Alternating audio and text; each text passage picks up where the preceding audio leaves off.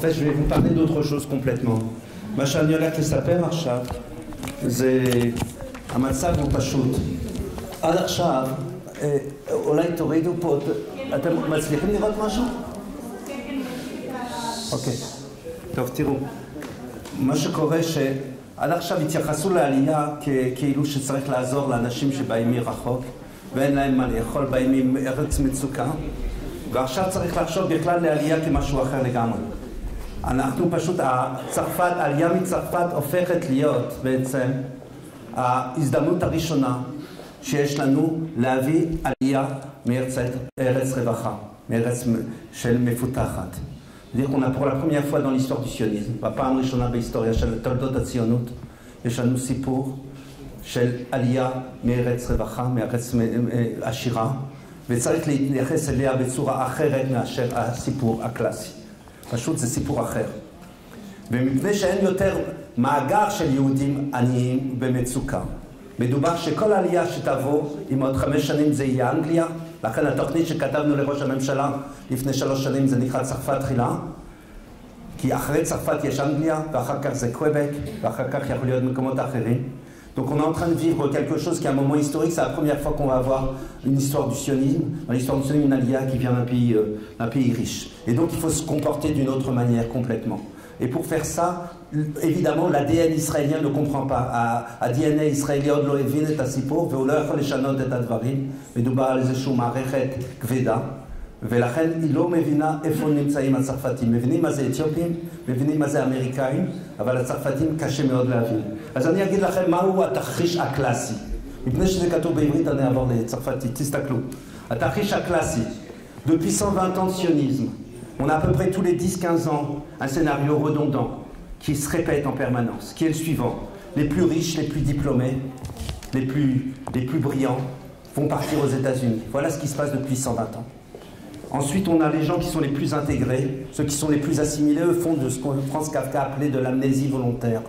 Ça veut dire que tout à coup, ils oublient qu'ils sont juifs, ils vont maraniser. Ils vont tout simplement, c'est trop dur de dire qu'on est juif au travail, c'est trop dur qu'on est pro-israélien, et puis ils vont faire au fur et à mesure, ils vont oublier qu'ils sont juifs, et on va les perdre, c'est comme ça que ça s'est passé à chaque fois. Sauf quand ils n'avaient pas le choix, et là on les a envoyés dans des mauvaises conditions. Et puis ensuite, qui est-ce qui va venir en Israël? Finalement, c'est ceux qui viennent en Israël, c'est une poignée d'idéalistes, des gens qui sont déjà là, ceux comme vous et moi qui sont là. Et puis surtout, une population importante, קבוצה של אולי 150-200,000 איש יגעו, זה מה שאמר לי יוג'ין קנדל, כן? יבואו ללא המנהיגות, זאת אומרת שהם יסבלו מאוד טוב, הרבה מאוד פה, כי לא יכין שום דבר בשבילם. Et donc tous les ministres vous diront toujours la même chose, ben nous on n'a jamais fait, nous on a morflé quand on est venu, donc vous allez aussi faire pareil. Et voilà le scénario. Sauf que maintenant, on est dans une situation où l'État d'Israël n'est pas obligé de vivre ce scénario. התרחיש הזה יכול להיות אחרת עכשיו. למה? כי פשוט מדינת ישראל נמצאת במקום אחר. היא נמצאת במקום שהיא יכולה לקלוט עלייה קהילתית. זה אומר שאנחנו יכולים להביא האנשים האלה שהיא תחומה לכלכלה הישראלית. והיא תייצר מקומות עבודה. ותביא פה המון לכלכלה ואולי תכפיל אפילו את ה-GNP הישראלי, התל"ג הישראלי. זה פשוט הדברים ברורים מאוד לכל הכלכלנים. Tous les économistes sont absolument complètement conscients que l'Aliyah était le plus grand moteur de croissance économique de l'État d'Israël. העלייה הייתה המנוע המרכזי לצמיחה כלכלית במשך כל הדורות. Pendant toute l'année, on a reçu 1 million de Russes pendant 5 ans. Le chômage est resté à 6%. האבטלה הייתה ב-6% ולא זזה. צריך להבין שכל מי שעולה לפה מייצר 1.2 מקומות עבודה. אנחנו במשרד אחר, העלייה היא פשוט משהו אחר. Ce qu'on peut faire maintenant par contre, c'est de faire différemment de ce qui a été fait jusqu'à maintenant. Pour éviter la souffrance, ça veut dire la délinquance, les gens qui ne vont pas trouver leur place, tout ce qu'on a eu pour toutes les grandes vagues d'Aliyah, il va falloir penser d'une autre manière. Ça veut dire préparer cette Aliyah pour qu'elle soit préparée en amont. Be'eretz hamotza. Et quand ces gens vont venir, ils vont venir même peut-être dans une certaine mesure comme les Russes sont venus, c'est-à-dire organisés avec déjà un genre de centre Merkaz Klita virtuel où ces gens, c'est eux-mêmes qui vont appeler Aliyah Koletet Aliyah. C'est ce qui s'est passé avec les Russes, c'est notre précédent.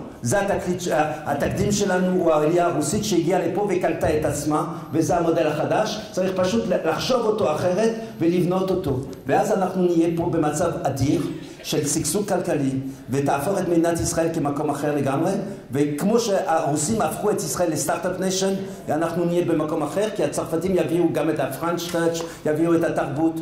אנחנו יודעים שכל דור ודור, chaque génération, chaque Vardélia apporte précisément à Israël exactement ce que l'État d'Israël a besoin. Quand ça a été les Allemands qui ont apporté l'industrie, quand ça a été les Russes qui ont apporté la technologie, quand ça a été les Marocains qui ont apporté chaque chose, est venu en temps utile.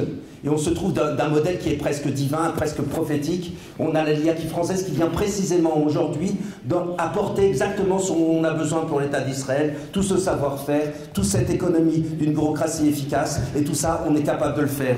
Qu'est-ce qui ne marche pas? Pourquoi ça ne se fait pas? Alors la première chose qu'on peut dire, donc je vais rappeler simplement quelques petites choses sur l'Aliyah française. Qu'est-ce qui est en train de se passer quand même en France pour savoir à quel niveau on parle? On va parler de 5000. Chai qui va parler après moi va dire on va essayer d'arriver à 5000 par an, peut-être 7000. Moi je vous parle qu'on peut faire venir beaucoup plus de monde, au tel point que si on continue, on fait un vrai plan d'Aliyah, ça sera les goïs qu'on aura du mal à refuser ici parce qu'ils vont vouloir venir en masse. D'accord? Je ne vais pas être concurrent de la personne qui a parlé avant moi, mais on est en train de parler de quelque chose. Simplement sachez qu'en France, le problème est d'abord économique. Si en Israël on a une Aliyah, si on a un chômage de 12% et de 26% des jeunes en Israël, comme vous voyez, on a du 5,6, ça veut dire juste qu'il n'y a pas de chômage, ça s'appelle un chômage zéro au niveau économique. Ensuite, on a l'immense majorité des gens qui étudient dans les universités rêvent de partir à l'étranger, et non seulement ça, mais on a aussi plus de 250 000 personnes, une ville comme Ashdod, une ville comme Nancy, qui quittent la France chaque année. Ça ne se voit pas. Vous savez pourquoi ça ne se voit pas? Parce qu'il y a 250 000 qui partent, il y en a 200 000 qui arrivent. Mais ce n'est pas la même population. Ceux qui partent, c'est 50% des premiers cycles universitaires. 50% יש להם תואר ראשון. 25% תואר שני או שלישי, אלה שעוזבים. אלה שנכנסים זו אוכלוסייה אחרת, עם גוון אור אחר ותרבות אחרת. אז בסוף יוצא שאין בעיה מבחינה דמוגרפית. יצאו 250, חזרו 250, אבל זה לא אותם אנשים. וצרפת נמצאת במקום הזה. עכשיו, ותדעו לכם ש20% מבוגרי les grandes écoles eh ben, quittent la France, ils prennent leur premier job à l'étranger. Ça, c'est pour les juifs et les goïs. Tout le monde convainc beaucoup. Donc, il ne s'agit pas seulement simplement des juifs. Mais pour les juifs, on est dans une situation, regardez, il y a 4700 lieux juifs en France. Des restaurants, 305 restaurants, des synagogues, etc. Vous croyez qu'on peut les garder quand on a plus de 2000 djihadistes en liberté qui ont appris à tuer des bébés pendant 2 ans en Syrie et qui sont revenus, et qui sont les caïds dans les 300 zones de non-droit qu'on a en France. Et quand vous parlez avec les directeurs de stratégie en France, ils vous disent mais tout simplement on ne peut rien faire, il y a des armes partout. On est dans une situation absolument impossible de surveiller une école, de protéger les Juifs de France. Les Juifs de France ne sont pas protégés. Ils ne pourront pas être protégés. Pas parce que le gouvernement ne fait pas plein d'efforts. Le gouvernement français est complètement dédié pour essayer de sauver les Juifs, mais il n'a pas forcément les moyens de sa politique. Et il veut éviter la guerre civile à tout prix, et donc il va probablement avoir à faire quelque chose pour que c'est plutôt les Juifs qui vont devoir se bouger. Alors écoutez, les Juifs, il y en a beaucoup d'après l'Union européenne, le Fundamental Rights Agency. 49% c'était il y a 3 ans des Juifs qui envisageaient de partir. Aujourd'hui, c'est presque 70% qui envisagent de quitter. Pas forcément pour Israël, mais qui veulent quitter. Si on veut parler maintenant de ce qui se passe, très peu de Juifs en France considèrent que la France peut vraiment les protéger. Et puis, pour simplement, donc l'immense majorité des Juifs de France ne voient pas l'avenir de leurs enfants en France et pensent qu'ils vont devoir partir. Donc, si on ne fait rien, on va continuer avec nos 5000, nos 10 000, et bien savoir, ceux qui pourront viendront. Mais si on peut, ils vont venir seuls, et ceux qui n'auront pas le moyen. Moi, ce dont je parle, c'est maintenant d'aider une communal relocation. Il s'agit maintenant de délocaliser une communauté. Pas de faire comme on a fait avec l'Alliance du Maroc, où on a cassé les écoles pour en faire des petits éléments, chaque prof séparément. Il s'agit de prendre une communauté avec ses rabbins, avec ses leaders, avec ses élites intellectuelles et économiques, et de les faire venir. C'est eux qui vont créer de l'emploi. Il s'agit d'un autre modèle complètement, et c'est totalement possible. On a écrit un plan que vous pourrez trouver sur le site du JPPI, qui a été cité par Le Monde cette semaine, donc, et qui explique exactement comment ça marche, en créant des quartiers, en faisant l'accompagnement, et tout ça c'est facile. Évidemment, les Israéliens ne comprennent pas. Ou alors, plutôt, on va dire plus les choses. On va parler simplement ça, vous savez, je n'ai pas besoin de vous le dire, on en a parlé tout à l'heure, Denis en a parlé. On a 200 000 Juifs qui sont dans le noyau communautaire, mais à part eux, on a encore 300 000 Juifs qui sont loin. Mais si vous leur faites des voyages Taglit et vous leur faites visiter Israël, vous leur dites qu'ils peuvent passer 1 an en Israël dans un stage, en faisant la fête tous les soirs à Tel Aviv, il y en a plein qui viendront pour d'autres raisons. Et parmi eux, on a encore plus que ça. On a même 1 200 000 personnes qui sont éligibles à la loi du retour. Éligible à de retour parce que vous avez Sarkozy dedans, vous avez Manuel Valls qui est sous influence juive et dont les enfants sont juifs, etc. Vous avez Carla Bruni. Le nombre de gens qui sont éligibles à l'euro, ça veut dire qu'on a une masse énorme. Et si on ne fait pas venir les Français ou d'autres gens comme ça, d'après les rapports de l'OCDE sur l'emploi en Israël, on va avoir besoin de 100 000 médecins, 9 000 infirmières, 9 000 médecins, et ben on va les chercher en Inde et en Chine. Et l'État d'Israël aura une autre figure si on n'est pas capable de faire venir les Juifs de France dans des bonnes conditions, qui eux sont évidemment sélectifs. Alors qu'est-ce qui se passe? En fait, qui a changé par rapport à toute l'histoire qu'on a vue dans le passé, c'est qu'est-ce qui s'est passé? C'est qu'aujourd'hui on est une start-up nation. On a aujourd'hui la possibilité, on a des emplois pour tous ces gens-là. On a une capacité de croissance économique qu'on n'avait pas pendant ces 120 dernières années. Ceux qui venaient n'avaient pas le choix, il n'y avait rien pour leur donner. Ensuite, aujourd'hui on peut travailler sur la distance. On a entendu par Yitzhak Dahan. Les gens peuvent travailler moitié ici, moitié là-bas. On peut délocaliser des entreprises. Quand je vais voir les patrons de la Générale des Eaux, je leur dis écoutez, ou je vais voir le patron de Publicis, je leur dis écoutez, vous avez 25 000 employés, créez un centre à Tel Aviv, ça vous coûtera 50% moins cher, vous aurez des gens qui n'ont pas appris le français à Berlitz, c'est des gens comme vous et moi qui ont fait les meilleures écoles en France. Et ces gens-là, vous allez pouvoir dans la journée faire l'aller-retour et vous avez le marché sur le marché américain, le marché chinois, et voilà ce que vous pouvez faire en ouvrant des filiales ici, en Israël. Ça sera une zone franche loin de la France. On parlera la lingua franca, mais on payera même des impôts en France si vous voulez. Mais là, les enfants seront protégés. Et les petites secrétaires de Sarcelles qui gagnent 1 500 €, eh ben, elles pourront vivre ici et travailler en français, parce qu'à 40 ans, avec 3 enfants et qu'on est célibataire, alors on ne pourra pas apprendre l'hébreu, comme on l'a vu tout à l'heure. Il va falloir aider ces gens-là d'une autre manière. Il faut repenser complètement le modèle. Alors, qu'est-ce qui se passe? On a parlé de ça, et voilà, on a parlé de tout ça maintenant. Qu'est-ce qu'il faut maintenant? Il faudra aider. Il faudra aider les entreprises. Pour faire ça, il faut un one-stop shop. C'est extrêmement simple. Il faut les accompagner de là-bas, ici, ce que font les banques d'affaires. Ce qu'il faut aussi, c'est leur donner des pépinières d'entreprise, en les accompagnant, en leur donnant tout ce qu'on appelle le service comptable, le service financier, le service tous les services dont on peut avoir besoin, évidemment, la technologie, etc. Et à ce moment-là, on peut délocaliser des parties d'entreprise au fur et à mesure. On l'a vu, on a parlé tout à l'heure d'Advancia ou de Upsider, mais aussi on a d'autres emplois, énormément de gens qui font ça, individuel, mais il s'agit de mettre ça, d'aller d'une manière proactive aller voir les grandes entreprises en France, et l'ambassadeur de France est prêt à nous accompagner pour le faire. C'est qu'ils ont bien compris qu'on est en train de faire quelque chose d'assez grand, et de penser que l'ALIA française en Israël n'est pas une perte sèche pour la France. Il ne s'agit pas d'un jeu à somme nulle, il s'agit d'une possibilité du déploiement économique et culturel de la France à travers le monde. Il faut savoir que quand Patrick Drahi vient en Israël et rachète Hot, eh ben, tous les gens qui ont des décodeurs de Hot, eh ben, c'est des décodeurs de la SAGEM et de France Télécom. Comme moi, j'ai fait mon alia après, et quand je suis revenu en Israël et que je travaillais de la Générale des Eaux et que j'étais patron à la direction générale et que je suis venu ici, naturellement, les entreprises avec qui j'ai travaillé en France, c'était les grandes entreprises françaises, les Bouygues, les SAGEM, les France Télécom, les Alstom, etc. C'est naturel. Il faut arrêter de penser ce jeu à somme nulle où on pensait que quand quelqu'un part, ça fait une perte pour la France. Ces gens vont partir de toute façon. Profitons de cette occasion pour les transformer en des vecteurs du développement économique de la France. On est un jeu à somme nulle, on n'est pas un jeu à somme nulle, on est un jeu où on va extrêmement développer tout ce qu'on peut développer dans notre double culture française et israélienne. Regardez, maintenant, qu'est-ce qu'il faut faire? Qu'est-ce qui ne marche pas? Vous allez entendre dans un instant de quoi on parle et pourquoi je suis venu vous parler aujourd'hui. Regardez, depuis 3 ans, moi et d'autres gens qui sont ici, on est parti voir les premiers ministres, on est parti voir les ministres, le ministre de Zeev Elkin, et tous viennent nous dire s'il s'agit d'une opportunité historique. Mais d'abord, historique, ça assure les face-face. Donc ils nous le disent tous, c'est eux qui nous le disent. Ils ont tous compris qu'économiquement, même si individuellement, chaque Israélien a l'impression que l'Italien qui vient émigrer en France lui prend son pain du français, tout le monde, les économistes savent tous que c'est pas du tout comme ça. Alors les premiers ministres et les ministres le savent, mais ils disent « je peux pas faire ça, je peux pas vous aider ». Ou alors ils nous disent « oui, vous avez raison », mais à la fin rien n'est fait. Alors on a commencé à réfléchir, on a remis notre modèle à zéro, on a réfléchi, on s'est dit « vous savez quoi ? Vous savez ce qui se passe en fait ? C'est que le modèle politique israélien est un modèle tribaliste, communautariste, sectorialiste, ce qui fonctionne sous un modèle où chacun est représentant d'un groupe de pression. Et des groupes corporatistes comme la compagnie d'aviation israélienne, l'aéronautique israélien, qui ont un ministre, Chaim Katz, ou des gens qui ont... Tous ces gens-là sont des groupes de pression extrêmement forts. Comment ça se passe au gouvernement? Eh bien, vous avez Chasse, qui va demander de l'argent pour les yeshivot. Vous allez avoir maintenant à côté, eh ben, je suis dans votre gouvernement, monsieur Netanyahou, même si Netanyahou s'est engagé devant les Juifs de France qui va les aider, mais Chasse veut demander de l'argent pour les yeshivot, Bennett va demander de l'argent pour les implantations, le ministre de la Défense va demander de l'argent, monsieur Elalouf va demander de l'argent pour les pauvres.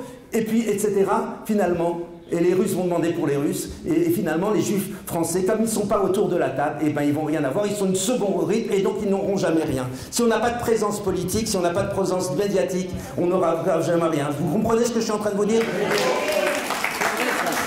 Alors comment on va faire? Oui, j'entends, j'ai bien compris Ariel, mais j'ai des choses à dire là aujourd'hui. Alors, écoutez, j'aime beaucoup le Mistral Aklita, mais c'est une partie du problème comme c'est une partie de la solution. Mais c'est aussi une partie du problème. Alors, qu'on entende bien.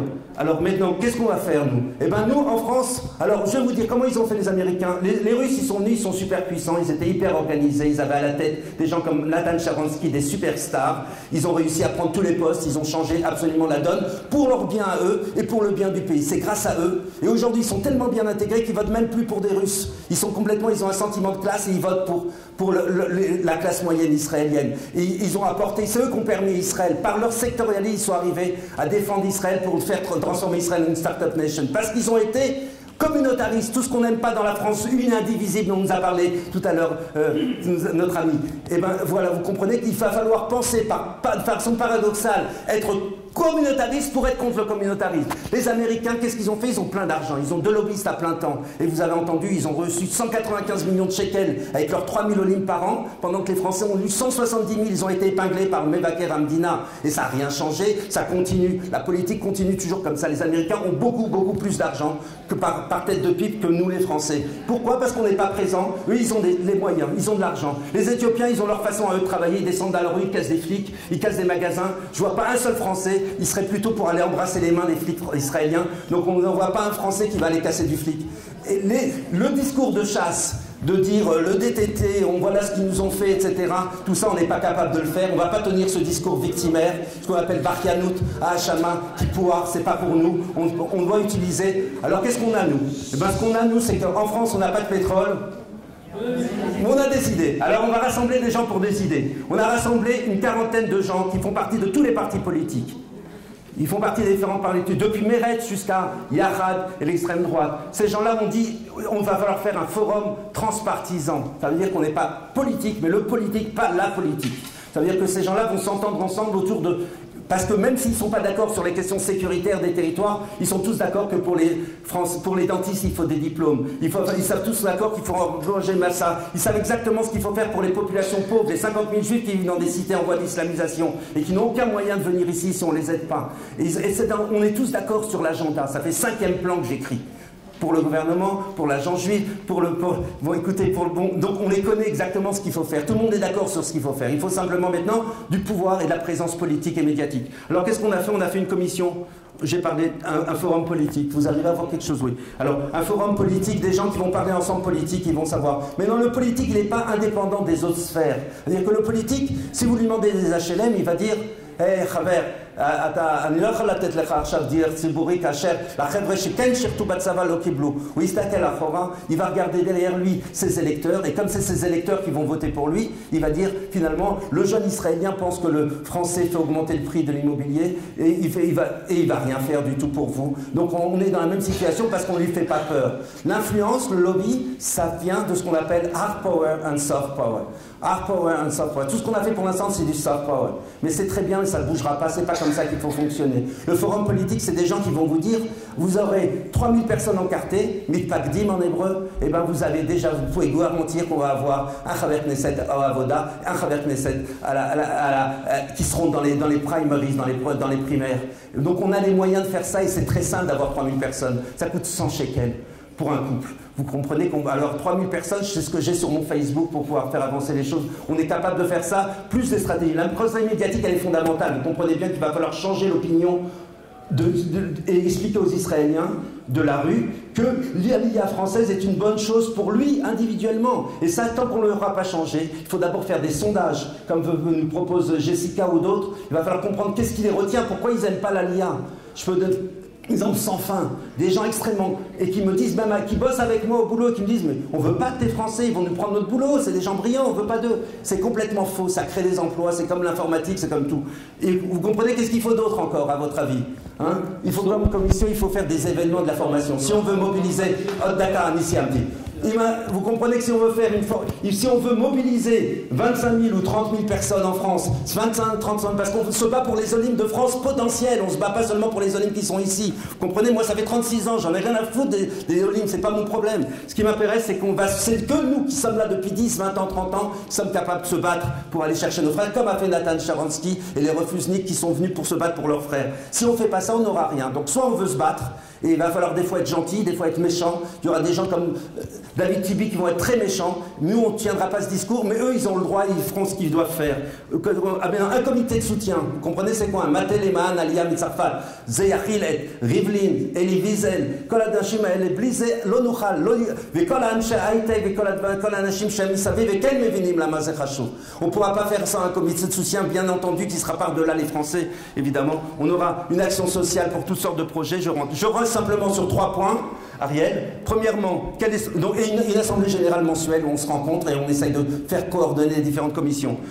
Les objectifs sont extrêmement clairs. Est-ce que vous arrivez à les lire?